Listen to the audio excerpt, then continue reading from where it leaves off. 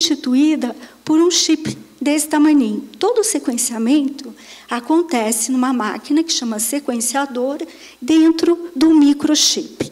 Tá? Então, o que se pretende fazer aqui? Pega-se os fragmentos do DNA, né? Nós não sabemos qual é a sequência de letras que está aqui, e dentro do sequenciador são utilizados a DNA polimerase e uns nucleotídeos coloridos. Então, cada vez que a DNA polimerase identifica uma letra, um A, ela vai ligar com o nucleotídeo T. E dentro da máquina, esse nucleotídeo ele é fosforescente.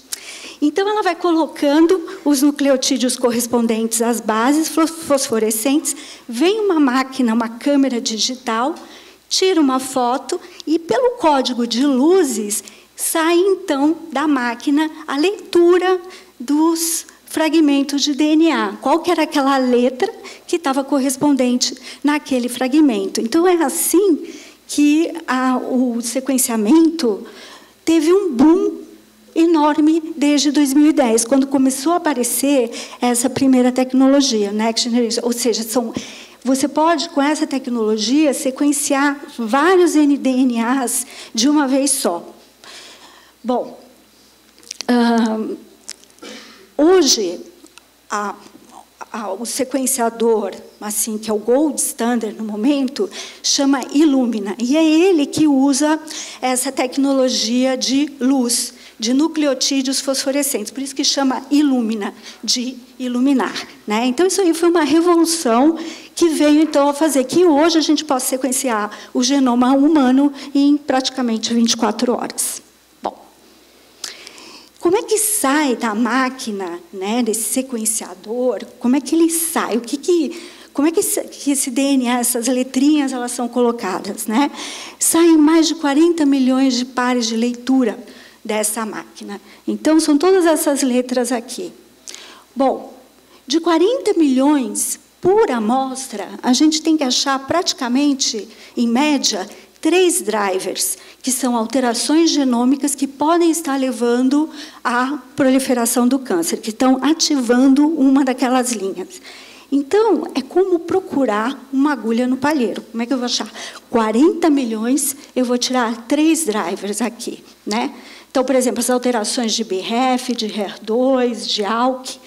O grande fundamental, a peça fundamental num sequenciamento de nova geração, além do aparelho, é claro, é a computational biology, ou seja, a bioinformática que vem depois para você poder ver o que é que está de diferente nessa amostra.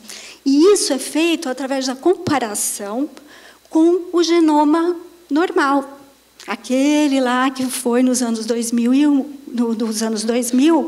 codificado. Então, o que precisa fazer é alinhar essas leituras com a do genoma normal e identificar um a um qual é a variação presente. Okay? E aí isso resulta num report com as variantes. Okay? Bom, esse é o coração.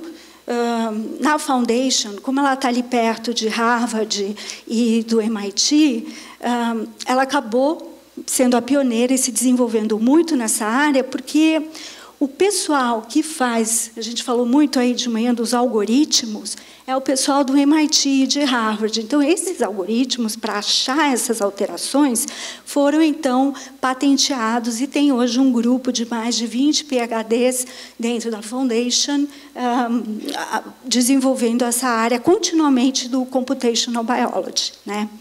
Tem só um parêntese, eu fui lá, né, vocês estão vendo, eu sou uma médica, uma ex-dermatologista, trabalhava com câncer e tal, e acabei me envolvendo com essa área de genômica e fui convidada para ir lá na Foundation antes de vir começar a trabalhar com eles aqui no Brasil, né? Então, eu não tinha a menor noção do que era, qual era a grandiosidade, o que estava por trás de tudo aquilo. E eles falaram assim para mim: olha, Valéria, a gente não seria tão bem-sucedido se nós estivéssemos em Miami, ou em Chicago, ou em Los Angeles. Eu falei assim, mas por quê? Porque aqui em Boston, Cambridge, né, é o hub da genética, assim como o Silicon Valley está para os computadores. Eu não tinha a menor noção. Por quê? O que faz a diferença? São as mentes. Né? São essas pessoas que estão por trás da criação desses algoritmos poderosos que envolve a identificação dessas alterações. E por que achar alteração? Né? Porque a gente sabe que os pacientes que são tratados de uma forma direcionada, eles respondem melhor. Então, a gente já tem algumas alterações icônicas, né, como o HER2 positivo, alterações de amplificação de HER2 no câncer de mama, no começo dos anos 2000. Depois, em seguida, por volta de 2004, as alterações de EGFR em pulmão. Depois veio as alterações de BRAF no melanoma, né? E, mais recentemente, a alteração do gene MET no exon 14, também em câncer de pulmão. Né? A gente sabe, então, várias meta-análises foram feitas, e a gente tem aqui uma delas, a análise mais expressiva, de 32 mil pacientes, onde mostrando que os pacientes, sim, que são tratados de uma forma personalizada, eles respondem mais, eles progridem menos e eles vivem mais. Né? Então, isso acabou resultando num quê? Num boom de drogas-alvo. Então, olha só, hoje, a gente está aqui conversando, nós temos mais ou menos 700 novos compostos em desenvolvimento, com 150 targets. Uma revisão da Genome Web, que é uma publicação genômica, falou que na lista do FDA já tem mais de 200 terapias, né, aguardando aprovação em fase de aprovação, onde tem alguma informação no sua bula que leva em conta farmacogenômica, levando a um crescimento de 20% ano a ano nos últimos 3 anos. Vocês podem imaginar quais são as previsões para daqui a alguns anos, né? Então, assim, a gente saber que teste a gente vai pedir por uma determinada alteração vai ficar cada vez mais complicado, principalmente no caso aqui da oncologia. Né? Então, o que a gente precisa? A gente precisa ter um teste, ou seja, uma plataforma completa, ou seja, que você consegue identificar todas as alterações genômicas de uma só vez, para todos os tipos tumorais, em todos os genes relacionados ao câncer. Okay? Bom, e essa é a proposta da Foundation. Eu vou falar depois, no finalzinho, um pouquinho sobre o que ela tem para oferecer. Mas aqui para o pessoal mais jovem, né? Câncer de pulmão, antigamente, tá, era tratado com quimioterapia. Quimioterapia, sendo que nenhum esquema melhorava. Tá? Então, os pacientes viviam, no máximo, uma mediana de 5 a 6 meses. Bom, hoje, com o advento do sequenciamento de nova geração e outras técnicas, a gente sabe que o pulmão, câncer de pulmão, na realidade, né, antes era classificado por histologia, era pulmão adeno, pulmão escamo, essa coisa toda. Na realidade, ele é um conjunto de patologias raras. Né? E essas patologias raras, elas dependem da alteração genômica que está presente. E essas alterações genômicas, elas vêm em pequena quantidade. Por exemplo, um EGFR, a gente está aí presente em torno de 25% dos adenocarcinomas de pulmão. Já uma alteração de MET, ela vem numa quantidade menor, em torno de 4%. O ALK, que é uma outra alteração também, em torno de 5%. Bom, e por que isso é importante? Isso é importante saber porque, se os pacientes são tratados com drogas direcionadas a essas alterações genômicas, o que vai acontecer? Eles vivem mais. Então, essas são 2 publicações recentes, onde foram encontradas alterações no HER2, EGFR, ALK, BRAF, MET, onde os pacientes viveram mais. Bom, então, encontrar essas alterações genômicas é fundamental. Hoje, a gente tem algumas técnicas, tá? Que seria a imunohistoquímica, PCR e FISH. Então, aqui a gente vê o DNA. Vamos fazer de conta que isso aqui é um adenocarcinoma de pulmão e a gente está procurando uma alteração do tipo EGFR. Se eu vou fazer um PCR, o que vai acontecer? Eu vou encontrar só um PCR para EGFR, eu vou encontrar só o que eu estou procurando. Se esse paciente tiver outras alterações genômicas, eu não vou encontrar. Eu só encontro o que eu acho. Existe uma outra tecnologia, né, que é Next Generation Sequencing do tipo hotspot. O que isso quer dizer? Quer dizer que a gente vai sequenciar apenas as áreas quentes, hotspots, do exon. O exon é o pedacinho do DNA que forma, que tem um gene que leva à alteração das proteínas. Então, eu só vou pegar e colocar no meu sequenciador esse pedacinho, ok? Então, o que vai acontecer? Eu vou encontrar mais alterações, mas eu ainda não vou conseguir encontrar todas de uma vez. E eu vou ter que ter painéis específicos para pulmão, para mama, para colo reto. E existe a tecnologia de Next Generation Sequencing, que nos Estados Unidos eles falam que é comprehensive, ou seja, aqui no Brasil a gente ficou um pouco difícil de traduzir, mas a gente fala ampla, né? É uma tecnologia de Next Generation ampla. Por que ela é importante? Porque essa tecnologia, desculpe, eu estou meio enrolada aqui. Essa tecnologia, ela vai olhar o DNA por inteiro, e não só os hotspots, de forma que a gente consegue encontrar mais alterações de uma só vez. Então, a gente pensando, por exemplo, no câncer de pulmão metastático primeira linha, onde já foram identificados mais de 10 alterações genômicas, é muito importante a gente ter uma tecnologia que nos possa dar todas as alterações de uma só vez. Principalmente porque a quantidade de tecido disponível na biópsia é cada vez menor. Okay? Então, é muito importante a gente ver que, ok, as provas tradicionais estão presentes, no entanto, elas podem perder até 50% das alterações genômicas. Se a gente só faz FISH para procurar ALK, que tem droga para tratar, a gente perde 35%. Se a gente faz Next Generation Sequencing hotspot para EGFR, a gente perde 17% em comparação ao Next Generation amplo. Okay? E é importante, porque, olha só, a gente perde 17% dos pacientes, só que a gente sabe que o nível de resposta para o tratamento do EGFR com tirosinoquinase é de 75%. Eu não posso perder paciente.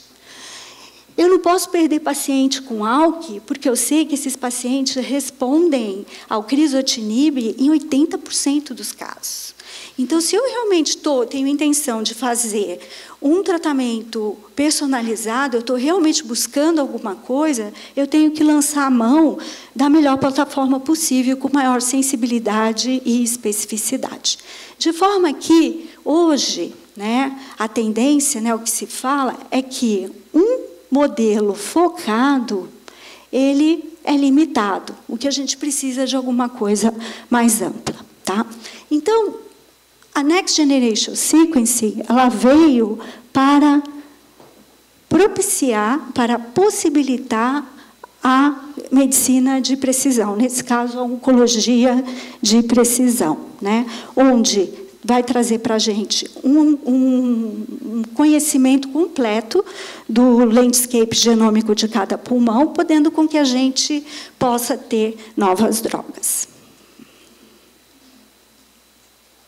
Bom, as indicações sugeridas para um NGS em oncologia seriam os pacientes de primeira linha em estadios avançados de tumor, carcinomas de origem desconhecida, tumores raros e tumores muito agressivos, que a gente sabe que menos de 20% dos pacientes vão estar vivos em 5 anos.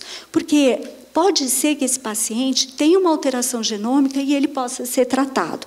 Casos também onde a gente tem biópsia pequena e a gente quer tirar o máximo do diagnóstico pouca quantidade de biópsia e, em geral, outras situações de tumores em que o paciente já esgotou o seu guideline, ele já fez tudo o que é possível, de acordo com o que é reconhecido em oncologia, mas esse paciente está bem, ele quer mais uma chance, ele quer continuar. Então, também estaria indicado. Falando rapidamente, meu tempo já está esgotando, só um pouquinho sobre a Foundation. A Foundation, então, é uma empresa que ela se diz de informação molecular. Ela não é diagnóstica e ela não é farma, é uma coisa nova, informação molecular. Então, informação molecular significa gerir uma base de dados de forma inteligente e eficaz. Então, a companhia tem 2 pilares. Um, que é a atenção ao paciente. Então, todas as amostras vêm do mundo todo, elas são mapeadas, os relatórios são devolvidos aos oncologistas, já com um match, tal alteração, possivelmente você pode usar essa terapia-alvo. Esses dados vão para a base de dados e, por sua vez, alimentam um pilar muito importante, que é o pilar de pesquisa clínica. Então, por exemplo, esse ALK que eu estou falando para vocês, em 2012, ele foi descoberto num dos reports vindo de pacientes, fez-se uma análise da database da Foundation, viu que isso estava acontecendo em mais pacientes, passou, então, para o pilar de pesquisa clínica, e hoje a gente tem uma droga em menos de 18 meses desenvolvida, que era o crizotinib da Pfizer. Hoje a gente já sabe também via Foundation, que foi a que descobriu, a gente já tem ALKs resistentes a essa primeira terapia de crizotinib, e a gente já tem novas moléculas que foram desenvolvidas para os pacientes que têm ALK mutante, resistente à terapia. Bom, são 3 plataformas principais. Uma é para tumor sólido, são 315 genes que são avaliados. Temos uma para tumores hematológicos e sarcoma, que são 405. E temos uma coisa nova também, que é a famosa biópsia líquida, que é a identificação desses fragmentos de DNA no sangue, indicado para aqueles pacientes que não têm condição de biópsia, ou, no caso de pulmão, está sendo uma tendência a gente fazer o monitoramento dos pacientes com a biópsia líquida para ver se eles vão desenvolver resistência, principalmente a tratamentos com a tirosinoquinase. Tá? Bom, agora, com a Roche, com o apoio da Roche, nós temos desenvolvido um programa de acesso dos pacientes que tem como objetivo proporcionar para eles uma assistência financeira para que mais pacientes possam ter acesso a essa plataforma. Isso já está em vigor há mais ou menos uns 6 meses lá na Roche. Então, assim, concluindo, o que o sequenciamento de nova geração, o Next Generation Sequence, pode fazer para a oncologia? Ela vai identificar alterações genômicas relevantes, possibilitando o tratamento com terapias-alvo, levando a uma melhora desse tratamento dos pacientes, ou que, pelo menos, os pacientes tenham mais opções. Okay? Era isso que eu queria falar para vocês. Obrigada pela atenção.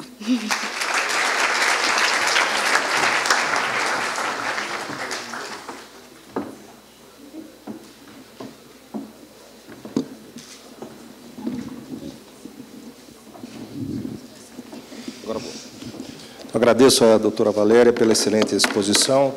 E nós temos agora tempo, 10 minutos, perguntas breves. Professora Helena, respostas sintéticas. Bem breve. Queria parabenizar por essa mesa, bastante interessante, todos os dados apresentados, inclusive um alerta para nós em relação, e também vale para a mesa anterior, em vista dos cortes de financiamento que o país está tendo, e em vista da emenda constitucional, que a gente até falou ontem, em 95, que ainda vai perdurar por mais de 18 anos, eu fico extremamente preocupada com o gap que vai acontecer no nosso país, tanto em educação, quanto em ciência, quanto em saúde. Mas eu queria fazer um comentário, porque nós temos discutido muito o acesso livre para publicações. Então, é uma discussão mundial. Eu sei que alguém sempre paga a conta, ninguém come de graça, né? Mas o Open Access, essas bases de dados, quanto delas vão ser abertas para consulta?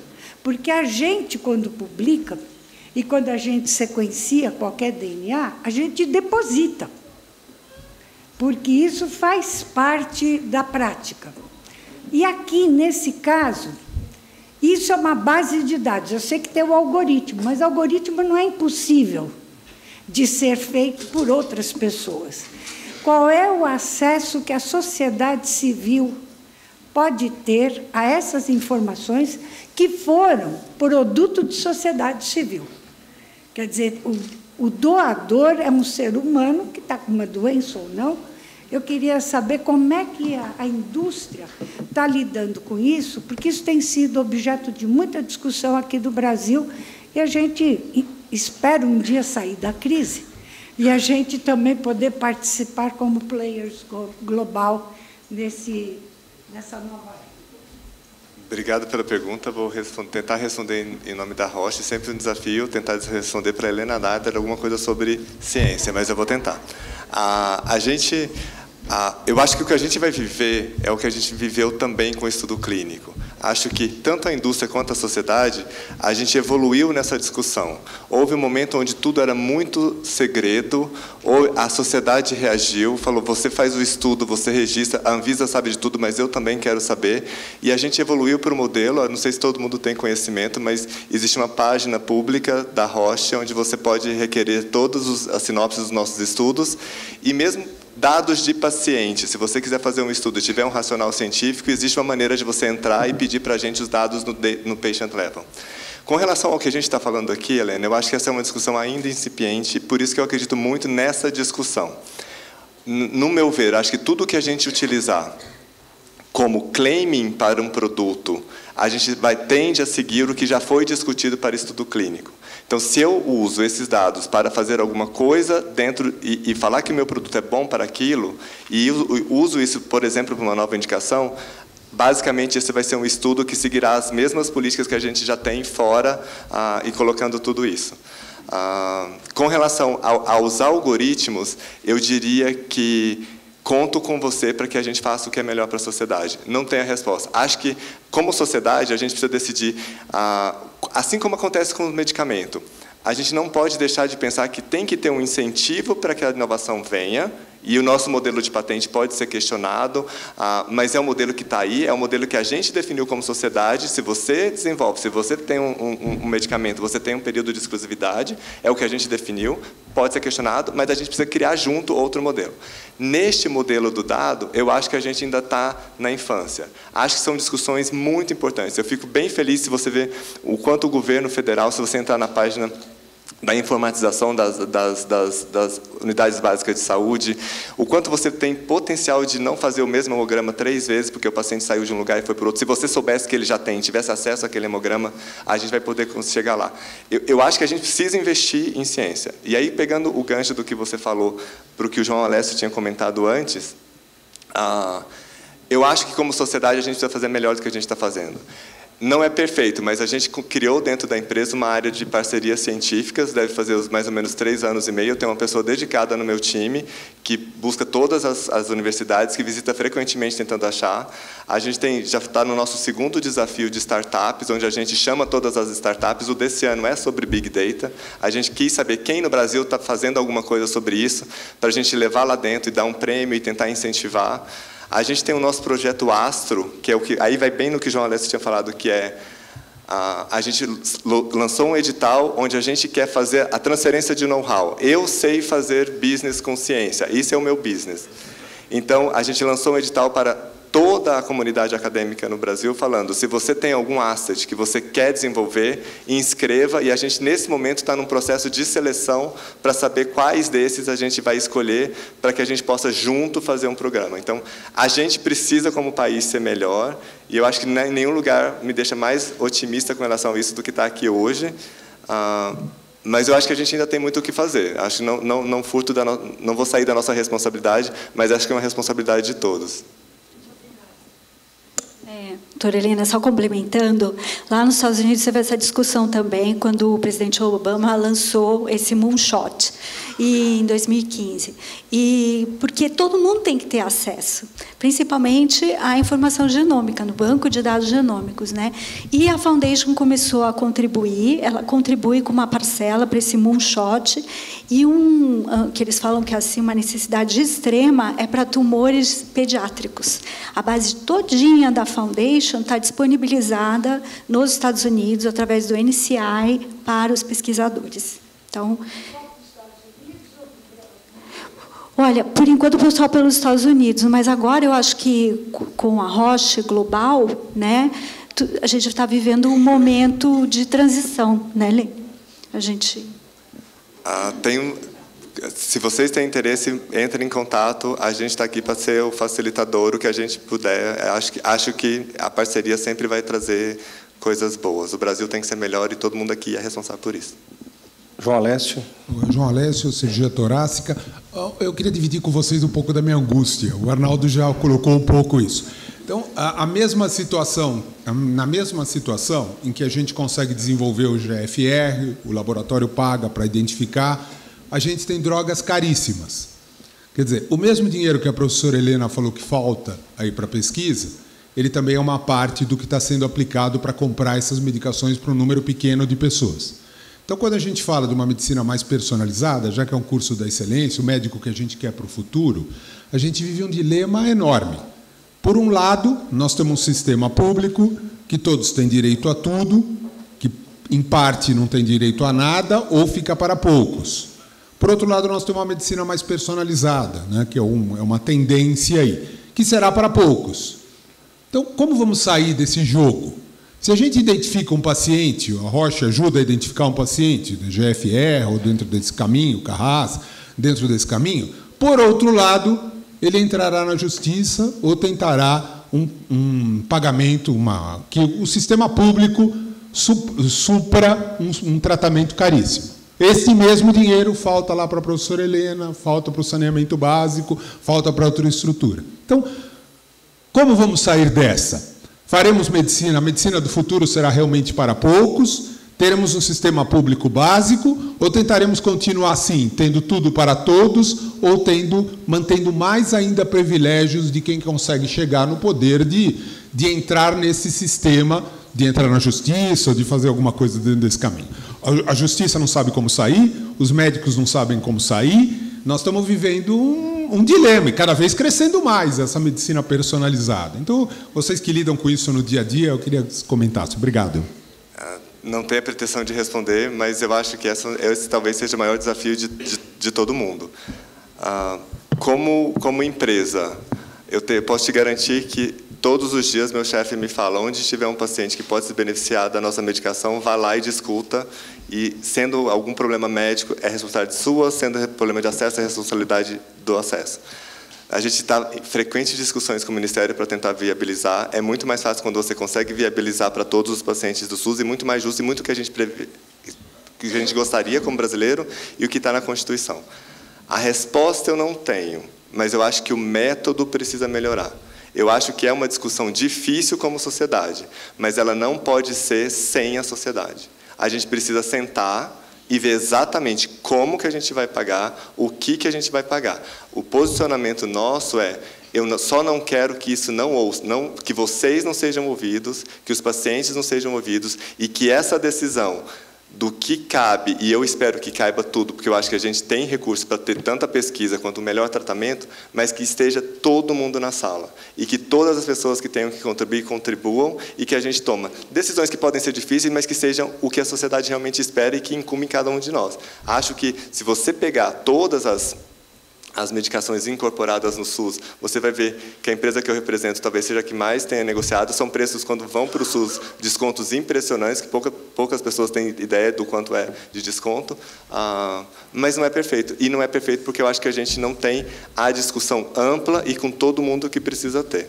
Então, conte com a gente para estar sentado na mesa, e frequentemente a gente o faz. Atualmente a gente está numa participação de uma discussão capitaneada pela Sociedade Brasileira de Oncologia Clínica, justamente com o GFR, tentando mostrar uma via diferente, pensar métodos para que esse paciente que você fale não passe por isso, porque eu tenho muitas pessoas que eu gosto que vão depender do SUS também. Nós temos 2 perguntas, eu vou pedir só para ser breve, porque a gente tem 8 minutos para concluir resposta e pergunta. Eu queria aproveitar que é a Roche que está aqui, eu sou do Departamento de Dermatologia, e sair um pouco do campo da oncologia e falar um pouco do campo da acne, né? Porque vocês desenvolveram a droga mais revolucionária para tratar a acne, que é a isotretinoína, que eu conheço muito bem, que eu prescrevo há mais de 30 anos, e que vocês nos abandonaram depois que expirou a patente, então a gente não conversa mais com a Roche. Eu queria falar uma coisa que é assim, a gente sabe que nos países desenvolvidos existem muitas controvérsias, muitos mitos em relação a essa droga, tanto que a droga nos Estados Unidos foi descontinuada, né, a isotretinoína da Roche, por conta dos processos, etc. Então, existe um estudo que mostra que o Brasil é um dos países que mais prescreve a isotretinoína para o tratamento da acne. E a gente, então, tem uma grande experiência para mostrar para o mundo que essas controvérsias são absurdas, que hoje muitas delas... Mas a gente ouve de dermatologistas nos Estados Unidos, na Europa, se eu puder não prescrever, eu não prescrevo. E isso, como você falou muito no benefício de paciente, da sociedade, nós estamos falando de uma doença que atinge quase que 100% dos adolescentes, numa fase muito complexa da vida deles, que tem um impacto terrível para a qualidade de vida. Hoje tem muitos estudos mostrando que esse impacto ele pode permanecer para o resto da vida, pelas todas as questões psicossociais. Então, eu gostaria de sugerir que a Roche voltasse a trabalhar conosco, com os brasileiros, em relação à acne, em relação a essa droga, mesmo tendo expirado a patente, para mostrar para o mundo que eles estão errados, que a droga é bastante segura e que eles estão privando milhões de jovens desse tratamento. A gente tem esses números, né, por medo das indenizações, dos processos, etc., deixando esses jovens com repercussões físicas, que são as cicatrizes, e psíquicas. Tá? Eu queria só fazer um desabafo aqui. Recebi a sugestão de deixar para o café, vou fazer um pouco do café. Como uma empresa de inovação, é sempre difícil a gente escolher onde realmente nosso dinheiro de inovação, a gente não tem nenhum genérico na Roche, então a gente sempre está indo para áreas, assim, que é uma coisa legal. A gente está lançando agora um remédio onde a gente nunca teve nada, que é hemofilia, mas a gente também tem algumas áreas onde a gente acha que talvez a gente não via que a nossa ciência ia trazer mais benefícios em termos de inovação para o futuro. Mas eu concordo com você, todas as nossas drogas que estão no mercado, elas passam por avaliação constante de segurança, e se está no mercado, a gente confia no perfil, no risco-benefício, e o que está escrito na bula, e o que a gente discute com a Anvisa, a gente considera que se você seguir o que está escrito, e todas as recomendações, a droga é segura e traz grandes benefícios para o paciente, sim. Mas a gente se fala no café. Professor Nery. Professor Nery. Nery, da pneumologia. Eu quero pegar o gancho do João Alessio e levar a situação da oncologia, né, para os Estados Unidos. E queria ver sua experiência lá, a experiência de vocês, realmente, que, conhecendo um pouco sobre esse assunto lá, também o tratamento oncológico é para poucos. Ou seja, é muito comum você ver na mídia que o indivíduo vende a casa, a hipoteca e faz para pagar um tratamento oncológico, que é diferente do nosso aqui, que os convênios cobrem tudo. Lá, habitualmente, você tem uma coparticipação muito grande. E um tratamento oncológico acaba complicando uma vida familiar, uma vida... Então, quer dizer... como é que é a realidade? Aqui a gente já viu que é terrível, mas lá também não parece ser coisa muito boa. Então, esse comentário. O que eu posso dizer é que não existe uma solução mágica. Seria muito fácil se a gente tivesse um sistema de saúde que a gente falasse, se eu for igual a ele, eu consigo resolver todos os meus problemas. E acho que todos os sistemas de saúde, se você compara,